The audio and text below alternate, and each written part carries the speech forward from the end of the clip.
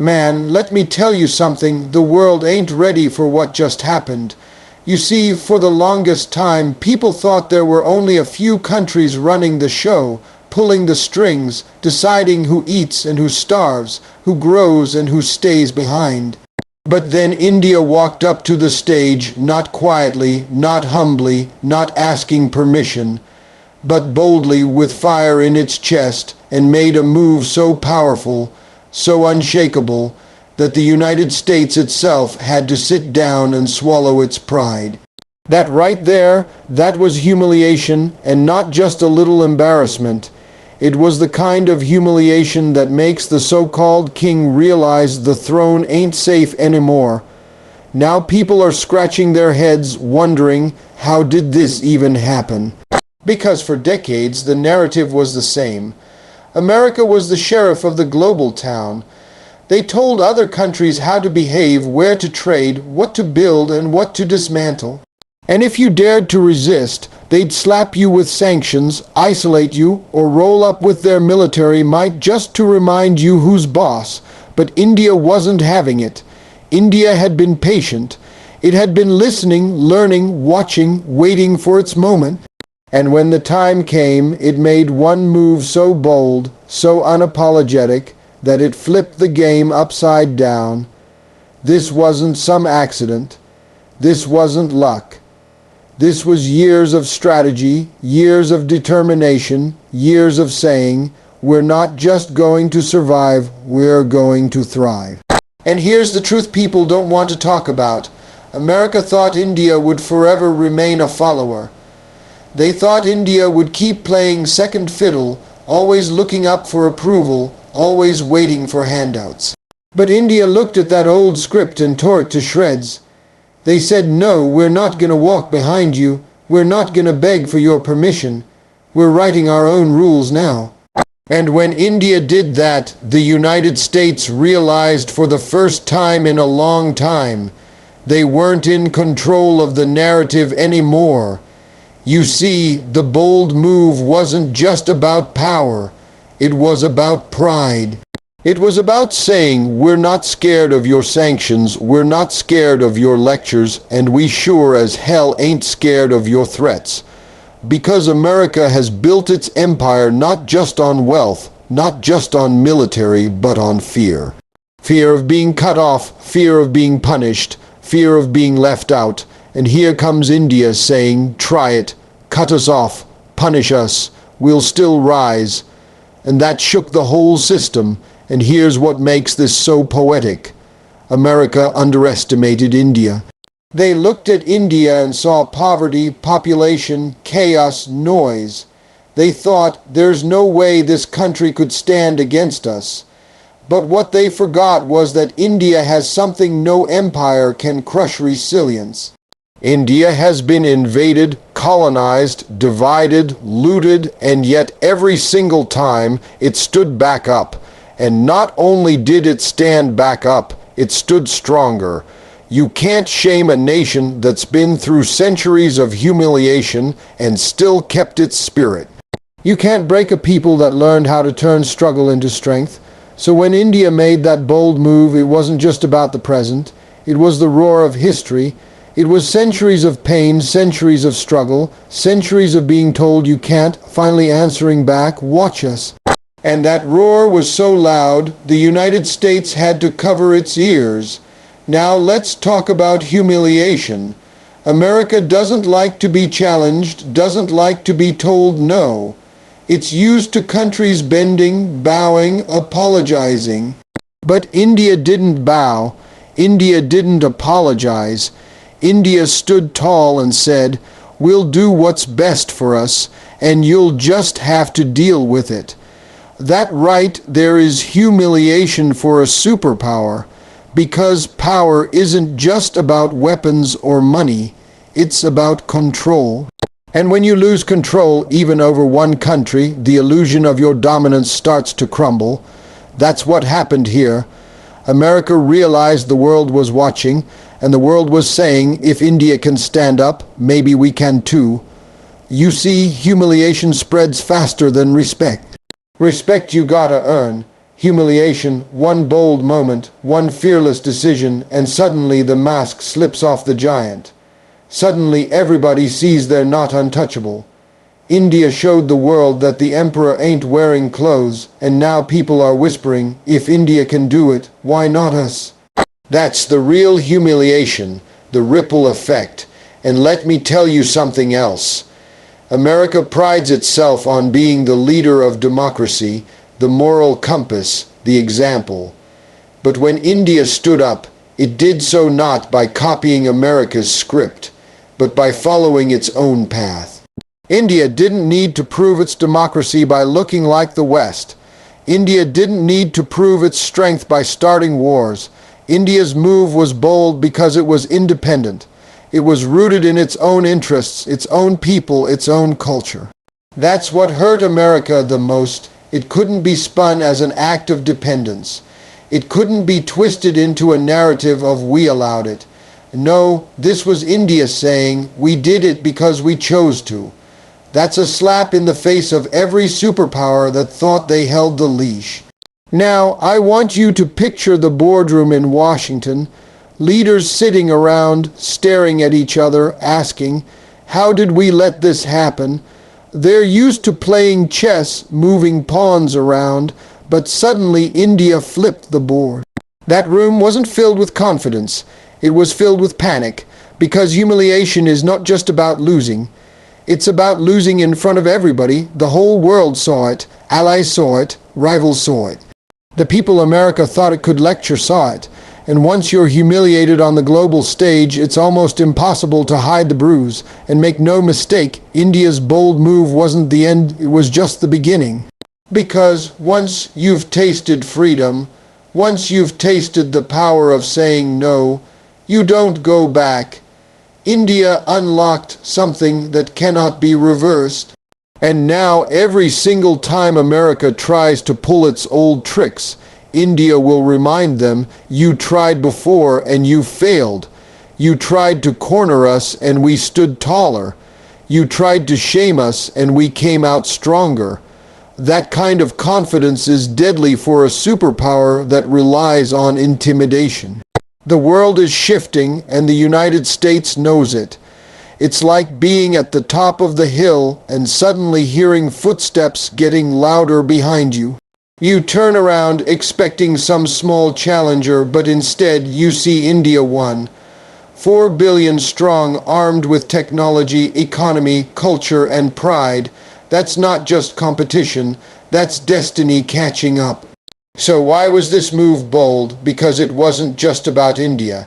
It was about every country that's been told they're not enough. It was about every nation that's been treated like a follower. It was about breaking the chains of approval, seeking and standing tall in the face of giants. India humiliated the United States by reminding the world that giants can be challenged, that fear can be broken, and that respect comes to those who seize it, not those who wait for it. And the best part, India did it with its own flavor, its own style, its own power, not by copying, not by mimicking, but by being authentically itself. That's what makes humiliation sting even more. It wasn't beaten at its own game. It was beaten at a game it didn't even know how to play. America couldn't stop it, couldn't predict it, couldn't control it. And now they're left dealing with the fallout. This is the beginning of a new era. The world has seen the cracks. The illusion of invincibility has been shattered. India has humiliated the United States not by destroying it, but by exposing it. And exposure is worse than defeat, because once the truth is out, there's no going back. The U.S. realized that India is no longer a follower. It is now a force rewriting global rules. And that right, there is the part nobody saw coming, the part that cut deepest, the part that made Washington stare across the ocean and whisper, "What just happened?" For decades, the playbook was the same. The United States led, the rest followed. The U.S. set the standard, and others either copied it or risked being left behind. But then India decided, we're not going to be a shadow anymore. We're not going to clap for someone else's script. We're not going to be a student in a class where we already know the answers. And the moment India started playing its own game, the balance of power tilted. Because let's be honest, America has built its dominance on perception as much as on reality. It's about the image of being in charge, the aura of being the country everybody looks to. They don't just want to be powerful, they want to be admired, feared, and obeyed. That's why humiliation hurts them so much. And India's boldness wasn't just an act of independence. It was a message to the world that you don't need to copy anyone to succeed. You don't need to play the role of follower just because someone tells you that's the only way forward. What India showed was courage, the kind that makes giants nervous. Because America has gotten used to countries being predictable, lining up for approval, waiting for aid, waiting for deals, waiting for validation. India broke that cycle. It said, we don't need validation from across the ocean. We don't need a stamp of approval. We've got our own stamp. That was when the U.S. realized they weren't just dealing with a rising economy or a growing military. They were dealing with a mindset shift. And when the mindset of a nation shifts, no superpower on earth can stop it. India is no longer just reacting to what others do. It is creating the conditions, setting the stage, making the rules. Think about that. For a long time, India was part of the system built by others. Now it's building systems of its own. Whether it's in technology, trade, defense, or diplomacy, India isn't waiting for someone to hand it a chair at the table. It's building a whole new table. And the world is starting to sit at it. That's the kind of transformation that leaves Washington fuming, because it's not just about one decision. It's about the future being rewritten without America holding the pen. And when you're used to holding the pen, when you're used to being the author of the world's story, and suddenly someone else starts writing, you don't just feel threatened, you feel exposed. Because the truth is, America's dominance has always relied on others believing they needed direction. India shattered that belief. India proved that a nation could chart its own course and not only survive but thrive. That's a dangerous example for a superpower that wants to keep everyone in line. What makes this even more humiliating for the United States is the scale of India's influence. We're talking about 4 billion people, an economy roaring forward, a military that's not just defensive but increasingly assertive, and a diaspora shaping the world's biggest corporations. When a nation of that size, that talent, that ambition decides it's not going to follow anymore, you don't just lose a partner, you lose the illusion of control over the future. And that illusion, once broken, can't be glued back together. America realized India was rewriting the rules when its old tactics stopped working. Pressure didn't work, threats fell flat, sanctions India found other ways, lectures ignored. They threw everything in their toolbox at India, and India just brushed it off like dust on its shoulder. That's when Washington had to sit back and admit, this isn't the India we thought we could manage. This isn't the follower we used to know. This is something new. That's humiliation because it forces a power to admit its old dominance doesn't fit the new world. India is showing that the world doesn't have to move in one direction anymore. That's the essence of rewriting the rules. It's not just about saying no, it's about saying, here's another way. India is making trade deals on its own terms, forming partnerships that aren't one-sided, and building technology that doesn't depend on being spoon-fed. And every time it does this, it chips away at the old system America built, a system where everything ran through Washington first. Now, countries are watching India and thinking, if they can carve their own path, so can we. And you want to know why this terrifies the U U.S. more than anything because India isn't anti-American. India isn't trying to destroy America. India is simply proving that you don't need America to rise, and that right there is worse than an enemy. It's a rival success story, because an enemy you can fight, but a rival you can't stop without admitting weakness. That's what the U.S. is wrestling with now. How do you deal with a country that refuses to play second fiddle but isn't interested in playing the villain either? How do you handle a nation that isn't afraid of you but also isn't dependent on you? That's a new kind of problem, one America never prepared for.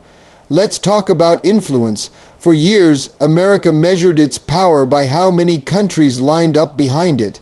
But now the lineup is looking shaky. Nations are seeing India stand tall, making bold moves, and they're thinking twice about blindly following Washington. Because leadership is no longer about who shouts the loudest. It's about who inspires the most confidence. And India, with its resilience, with its independence, with its ability to balance East and West, is inspiring in ways America can't anymore. Rewriting the rules means no longer playing the old game where power flows from one center. Instead, India is showing that power can be shared, that partnerships can be equal, that respect doesn't have to be begged for. It can be earned through strength, dignity, and persistence. That's why the U.S. feels humiliated. They spent decades convincing the world that their way was the only way, and now here comes India proving otherwise. That revelation shakes the foundation of everything America stands on. And don't underestimate the symbolic weight of this, because humiliation isn't always about losing a battle. It's about losing the narrative. America loves to be the storyteller, but now India is telling its own story, and people are listening. The narrative is no longer America leads, others follow. It's becoming nations rise and the world adapts. That shift in storytelling is more powerful than bombs, more powerful than sanctions, because it changes how people see themselves. The U.S. realized that India's role isn't just about being another big economy.